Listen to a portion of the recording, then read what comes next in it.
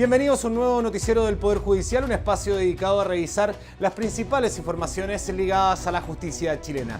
Les queremos dar a conocer los titulares de esta edición.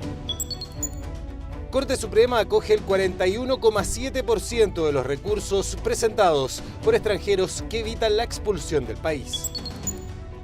Primer Juzgado Civil de San Miguel recibió las causas del sistema antiguo tras cierre de octavo tribunal del crimen de la jurisdicción. Justicia permite a estudiantes optar a procedimiento de liquidación voluntaria para pagar el crédito con aval del Estado. El 41,7% de los recursos presentados por extranjeros para evitar su expulsión del país han sido acogidos por la Corte Suprema desde el año 2010. El máximo tribunal considera factores como el tiempo de residencia, el arraigo social y laboral para decidir si corresponde o no la expulsión. De los 108 recursos de reclamación relacionados con expulsiones a extranjeros por condenas penales presentados ante la Corte Suprema entre 2010 y 2015, se acogieron 47, lo que representa un 41,7% del total. La autoridad administrativa solo puede ordenar la expulsión de un extranjero cuando ha cumplido la condena por el delito que cometió. ¿Qué ocurre con las expulsiones de migrantes que han cometido delito? ¿Ya? Entonces, la Corte quería saber, bueno, cómo he fallado yo esa materia. Y para eso se hace un análisis de jurisprudencia extenso, en este caso del 2010 al 2015, estamos actualizando ahora 2016, y lo que pretendemos con eso es poner a disposición de la ciudadanía y de los interesados ese conjunto de fallos que se pronuncian respecto a una determinada cuestión, identificar específicamente la tendencia que hay detrás de esos fallos. Las personas que se vean afectadas por una resolución de una autoridad administrativa siempre tienen la posibilidad de discutir la legalidad de esa resolución por un órgano jurisdiccional y por lo tanto si el tribunal, la Corte Suprema, advierte que respecto de una expulsión se ha producido con algún grado de ilegalidad, va a acoger y va a obtener entonces dejar sin efecto esa resolución. El tiempo de residencia en Chile, el arraigo social, por ejemplo, si tiene hijos o no, y la situación laboral son parte de los elementos considerados por la Corte Suprema para fallar a favor del expulsado. A partir de 2013, el máximo tribunal acogió casi la mitad de los recursos presentados por extranjeros que estaban en esta situación. Hay un ingreso muy fuerte, muy alto de reclamaciones por expulsiones de extranjeros. Y eso se debe porque hay una mayor presión de personas de otros países para venir a Chile. Y por lo tanto, claro, crea también algún tema de regularizaciones respecto de la permanencia de esas personas. Por lo tanto, aun cuando el aumento ha sido alto, se debe precisamente a esta circunstancia. Dice relación esencialmente con que la Corte empezó a analizar el acto administrativo más en profundidad, ¿ya? Y no tan solo aquello, sino que dice relación con que la Corte empieza a actuar considerando otros elementos que hoy día son bastante más relevantes quizás en nuestra jurisprudencia, como las convenciones internacionales y esencialmente la mirada de cara a los derechos humanos. Entre 2010 y 2015, los delitos más comunes cometidos por extranjeros en el país fueron tráfico ilícito de estupefacientes, infracción a la ley de propiedad intelectual, estafa, robo, hurto y uso fraudulento de tarjeta de crédito. Sin embargo, los tribunales determinaron que en casos no se configuró la dedicación en la conducta delictiva, por lo que no fueron acogidos los decretos de expulsión. Dice relación con la gravedad del delito, si se trata o no se trata de un delito grave, si además se trata o no se trata de un delito reiterado, ¿ya? Si hay una determinada reiteración. Además también se analiza si es un delito que pone en peligro el interés nacional, la moral y las buenas costumbres, etc. Y lo que se concluye en eso es que no se trata de delitos de esa gravedad. Las causales por las que un extranjero puede ser expulsado están establecidas en la Ley de Extranjería, un panorama que se ha modificado, ya que hoy la justicia considera las circunstancias personales y familiares a la hora de sacar a una persona del país.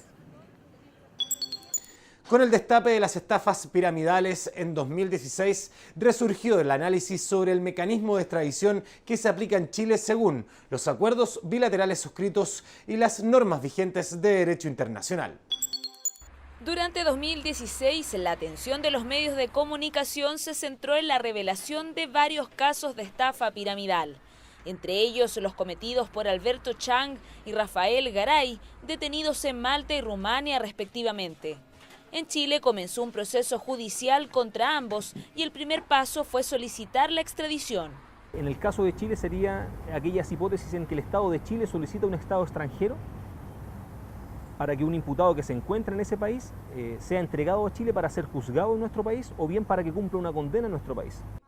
Si la persona huyó del país sin ser formalizada, el Ministerio Público debe formular los cargos en ausencia ante un juez de garantía que envía los antecedentes a la Corte de Apelaciones. La Unidad de Cooperación Internacional y Extradiciones de la Fiscalía Nacional asesora a los fiscales cuando solicitan la extradición activa. Apoyamos durante todo el proceso de remisión del cuaderno de extradición desde la Corte hasta la Cancillería, hasta el Ministerio de Relaciones Exteriores, que es finalmente quien, en representación del Estado de Chile, remite los antecedentes al Estado requerido para que ellos a su vez evalúen nuestra petición de extradición y decidan si accedan o no a la entrega a esta persona que la Fiscalía busca. Pero si una persona comete un delito en otro país y se refugia en Chile, el proceso se denomina extradición pasiva.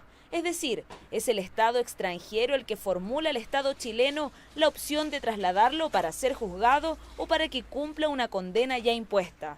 En este caso, las extradiciones pasivas es el Ministerio Público de Chile quien representa los intereses de los Estados requirentes. Vale decir, nosotros representamos, defendemos los intereses de los Estados que están pidiendo la extradición de una persona que está en Chile.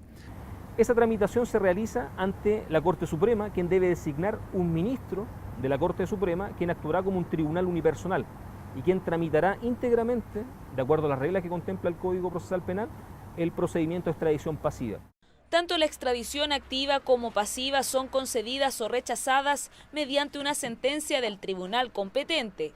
Si se concede la solicitud, la Organización Internacional de Policía Criminal, Interpol, concreta el traslado. Las coordinaciones se hacen a nivel de Interpol para en el fondo poder concretar el proceso de extradición, que viajen los policías, ya sea a buscar a la persona o que viajen policías chilenos al país donde se está requiriendo a alguien. Las cifras que maneja el Ministerio Público e Interpol sobre esta materia dan cuenta de un leve aumento durante el último año. En 2015 se solicitaron 26 extradiciones activas y 24 pasivas, números que aumentaron a 44 y 25 en 2016. De estas, 25 fueron concretadas por Interpol el año pasado, 6 más que en 2015. Agilizar el traslado de los culpables de un delito depende de tratados bilaterales o multilaterales suscritos entre países involucrados. Chile tiene 17 tratados vigentes, pero Malta y Rumania no están dentro de ellos. Pese a esto y ante la ausencia de convenios, la extradición de Alberto Chang o Rafael Garay podría concretarse si se aplica el Tratado de Palermo sobre delincuencia organizada transnacional. En julio de 1957, José Roldán Concha cometió el crimen más brutal hasta ese momento en la pequeña localidad de Pupunahue, cercana a Valdivia. El hombre masacró a una humilde mujer y 5 de sus 7 hijos. Una de las sobrevivientes fue Nora, de 11 años. Fingió estar muerta y engañó al asesino. Luego dio aviso a carabineros, quienes detuvieron al agresor. Su historia pasó a ser conocida como la del Chacal de Pupunahue. Fue la noche del 7 de julio de 1957 cuando José Misael Roldán Concha marcó la historia de la crónica roja en nuestro país. La pequeña localidad de Pupunahue, en la 10ª región, fue el escenario de su sangrienta masacre, en la que terminó con la vida de una mujer y 5 de sus hijos.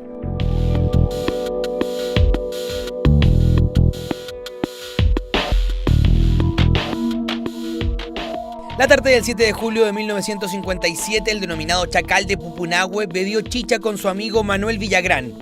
Roldán, de 27 años, trabajaba en una mina de carbón y había estado horas antes en la cercana localidad de Antilgüe.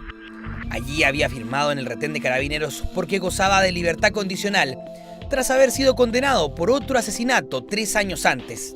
Hay que pensar de que José Roldán, él desertó de la escuela a los 13 años, era miembro de una numerosa familia y ya desde muy niño comenzó a trabajar en faena agrícola, lo que no tenía nada de malo, hasta cuando él se ve involucrado en el asesinato de un capataz.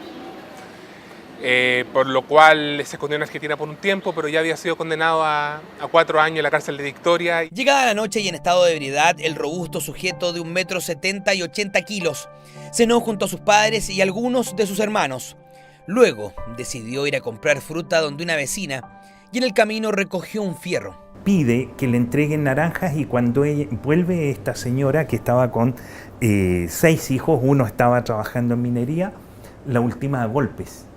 Y no solo eso, sino que termina por matar a sus otros hijos y piensa que están muertos todos los hijos y una se salva, una niña de 11 años que puede identificar al asesino. La pequeña Nora de 11 años sobrevivió al feroz ataque. Recibió un golpe que la dejó sin dientes y tumbada en el suelo. Al despertar, alertó a la policía y reconoció al criminal. El brutal ataque conmocionó a Chile y fue consignado incluso en la prensa capitalina de la época.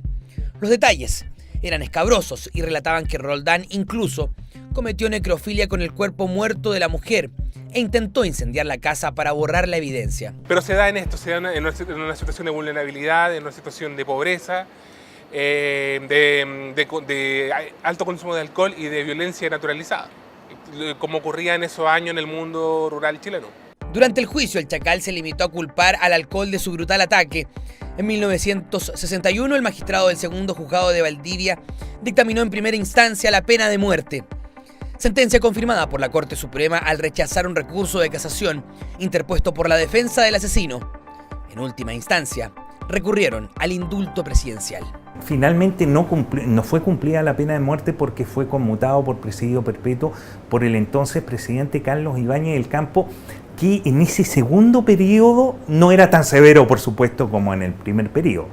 Así que estaba con la mano más blanda y por eso conmutó la pena. José Misael Roldán Concha murió en la cárcel sin poder acogerse a ningún tipo de beneficio por buena conducta. En Iquique, una niña fue inscrita como hija en el registro civil por un extranjero desconocido por la madre. En Chile, la ley permite que cualquier hombre reconozca su paternidad sin exigir ninguna prueba sobre la veracidad de la filiación.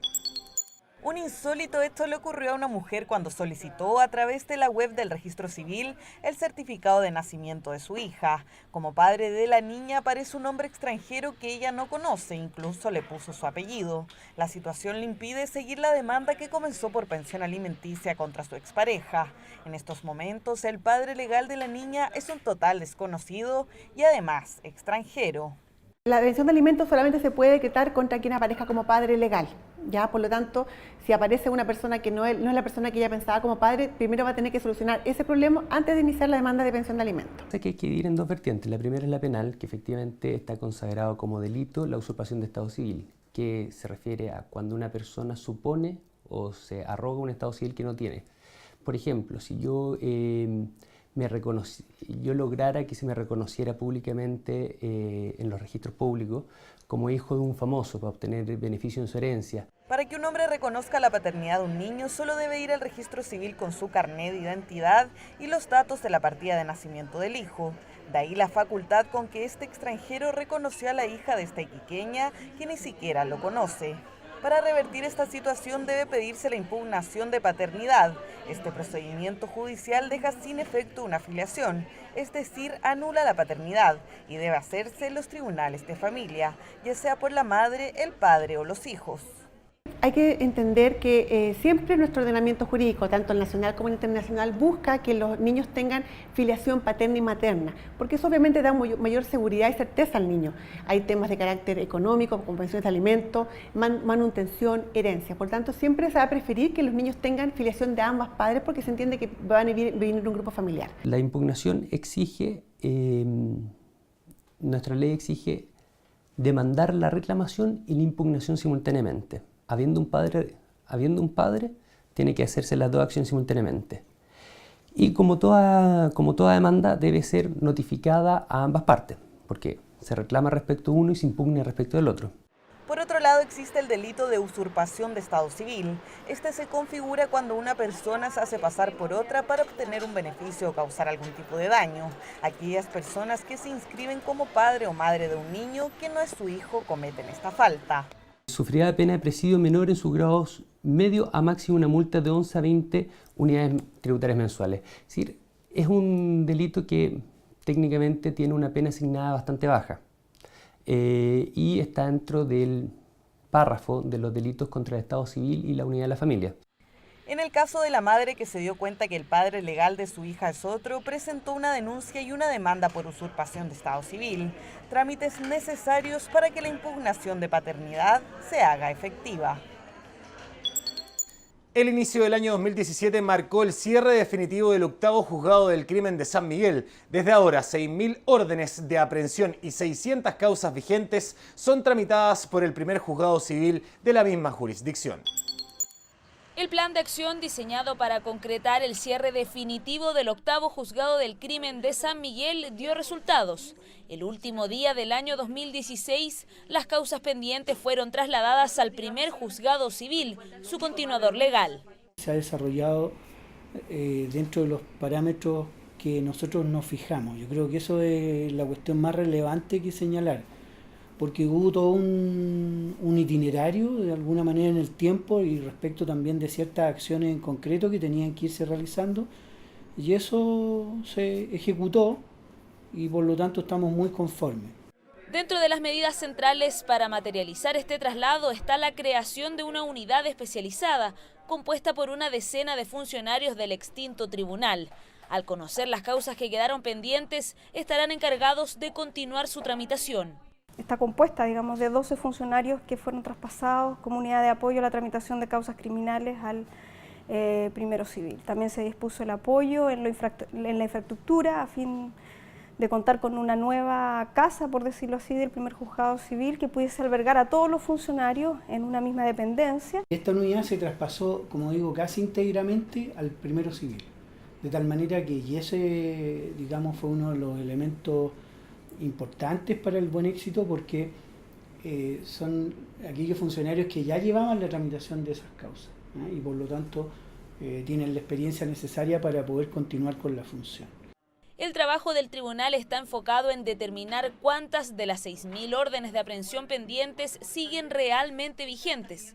A su vez, más de 600 causas de la justicia antigua seguirán su tramitación con expediente en mano. No entran en el sistema de tramitación de los tribunales civiles, que es el CITSI. Lo único que podemos mejorar y que es lo que propende la presidenta y la Corte en sí, que se establezca, se implemente este sistema de tramitación electrónica para efecto de facilitar el trabajo respecto de las contraórdenes o las órdenes de aprehensión. Por ahora, la jueza titular y los funcionarios del primer Juzgado Civil de San Miguel esperan que termine la remodelación de las dependencias que albergarán la unidad especializada de causas del crimen. La entrega de este espacio está fijada para el 15 de enero. Por primera vez, la justicia permitiría que un joven opte al procedimiento de liquidación voluntaria para pagar el crédito con aval del Estado. Esto significa que a través de un procedimiento de remate de sus bienes, pagará lo deudado y si no alcanza, se eliminará el saldo impago y saldrá de los registros de morosidad. Por primera vez, la justicia chilena abrió la posibilidad de que un estudiante incluya el crédito con aval del Estado dentro de un proceso de quiebra personal. Una determinación que, de ser ratificada por la Corte Suprema, entregará una posibilidad distinta para que miles de estudiantes terminen con esta deuda con los bancos. Se hizo una solicitud al tribunal para acogerse al procedimiento de liquidación de una persona voluntaria, porque esa persona tenía muchas deudas y una de estas era el CAE. La ley de liquidación no excluye el CAE, no lo excluye y tampoco hay una norma expresa que diga que el CAE está fuera del procedimiento de liquidación. La Corte de Apelaciones de San Miguel argumentó que la ley para declararse insolvente es de naturaleza universal, lo que contemplaría el CAE. El demandado banco Scotiabank apeló a la resolución argumentando que la ley tiene acción restringida y que no incluye el crédito con aval del Estado. En caso que la Corte Suprema confirme la decisión, se abriría una alternativa para miles de estudiantes que ya presentan acciones contra el CAE, entre esas, recursos por cláusulas abusivas en los contratos. Del análisis de los contratos se empezó a detectar algunas cláusulas que estaban en contra de las normas, de las disposiciones de la ley del consumidor, por cuanto esta ley establece la prohibición expresa de evitar cláusulas abusivas. El universo de deudores no tiene la intención de dejar de pagar y no es el mensaje que uno le da al deudor. El mensaje es lo que podría empezar a denominarse como una deuda justa. Para nosotros, ojalá que a Luis le salga bien su demanda de insolvencia. Nosotros no habíamos querido abordar esa área porque principalmente nosotros queremos colectivizar este tema. Creemos que el principal problema que hemos tenido los endeudados a nivel nacional y durante toda la historia que tiene el endeudamiento universitario es el hecho que no nos hemos podido organizar, cosa que seguiría así con la ley de quiebra, porque es de manera individual en donde tú demandas. Aún así, si es que esto sale a favor en la Corte Suprema, no vemos lejana la posibilidad también de poder tomar a personas que se sientan vulnerables económicamente a fin de mes al pagar el crédito con el Estado y también presentar este tipo de demandas. La ley de insolvencia y reemprendimiento permite a las personas declararse en quiebra por sus deudas y pedir la liquidación de sus bienes para saldarlas. El artículo 273 de esta legislación especifica cuáles son los 4 requisitos que una persona debe cumplir. El listado de sus bienes y el lugar en que se encuentran y los gravámenes que le afectan. En segundo lugar, el listado de los bienes que se encuentran legalmente excluidos, la relación de juicios pendientes que tengan con efecto patrimonial y por último, el estado de las deudas, los nombres de los acreedores y el contacto para aquello. Información que podría resultar útil en el futuro para los más de 120.000 personas que se encuentran morosas en el pago de las cuotas del CAE, según cifras del propio Ministerio de Educación a septiembre de 2016. Todos los juicios en la justicia chilena contemplan una fase previa llamada audiencia preparatoria, una instancia que es utilizada en algunas materias para lograr un acuerdo entre las partes. En la siguiente cápsula educativa te contamos cuándo pasa esto. En todo procedimiento legal hay diferentes audiencias para resolver las controversias. Una de ellas es la audiencia preparatoria, instancia previa a todo juicio. La audiencia preparatoria es diferente según el tipo de tribunal donde se efectúe. En los juzgados de familia y laborales, el juez cita a los involucrados y hace un llamado a conciliación para evaluar la posibilidad de terminar anticipadamente la causa. Si esto no ocurre, se fijan las pruebas que serán presentadas en el paso siguiente, es decir, en la audiencia de juicio. A nivel penal, la audiencia de preparación de juicio oral es convocada por el juez de garantía, quien revisa todas las pruebas presentadas por los intervinientes y descarta las que considera impertinentes o que vulneran los derechos de las personas. Los tribunales de Copiapó inauguraron un moderno sistema de transmisión a base de equipos de radiocomunicación que permitirá a todos los juzgados estar conectados permanentemente. Esta información y otras les contamos en nuestro bloque de contingencia. Modernos equipos de radiocomunicación se implementaron en distintos tribunales de la jurisdicción de Copiapó. La iniciativa apunta a la necesidad de no perder la comunicación en emergencias. Actualmente está funcionando a plena capacidad, conectando a los edificios del Poder Judicial. El presidente del Tribunal de Alzada, ministro Pablo Crump, fue el encargado de realizar la primera prueba oficial. Me parece un buen avance porque en cualquier caso de emergencia quedamos todos conectados y podemos tomar las medidas correctivas de la situación de emergencia. Me parece un muy buen avance la Corporación Administrativa. Para la aluvión, para sismos y para cualquier catástrofe. El proyecto consideró la instalación de 8 aparatos de radio con sus respectivas antenas, ubicados en tribunales de Chañaral, Diego de Almagro, Vallenar, Caldera y Freirina, además de la Corte de Apelaciones de Copiapó, dependencias de la Corporación Administrativa del Poder Judicial y un móvil del organismo. Con éxito se desarrolló la Plaza Ciudadana en la localidad de San José de Maipo, una actividad organizada por el Juzgado de Letras de Trabajo de Puente Alto, cuyo objetivo fue acercar a la comunidad la justicia. El bus de la justicia y la participación de representantes provinciales de la Inspección del Trabajo, Defensoría Laboral, el Registro Civil, la Gobernación Provincial Cordillera y Carabineros de Chile apoyaron la iniciativa, respondiendo preguntas y ayudando a solucionar problemas de quienes asistieron. Asesoría en materia laboral, trámites judiciales, la renovación de cédulas de identidad y clave única fue lo más requerido por los vecinos. Forma parte de la política del Poder Judicial de acercamiento a la comunidad.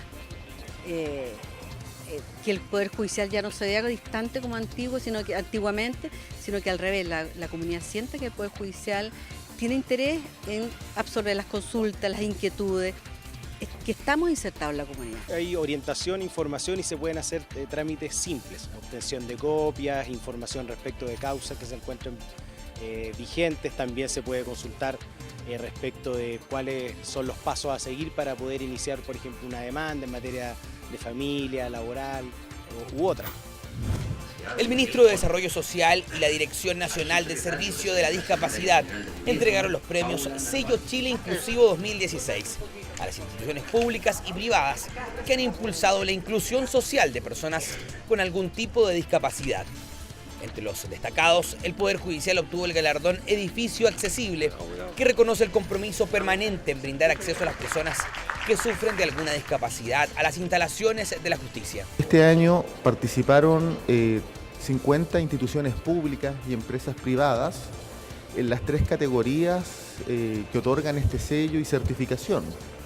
Accesibilidad universal a las dependencias de las empresas e entidades públicas, accesibilidad universal en materia de la web, internet e inclusión laboral.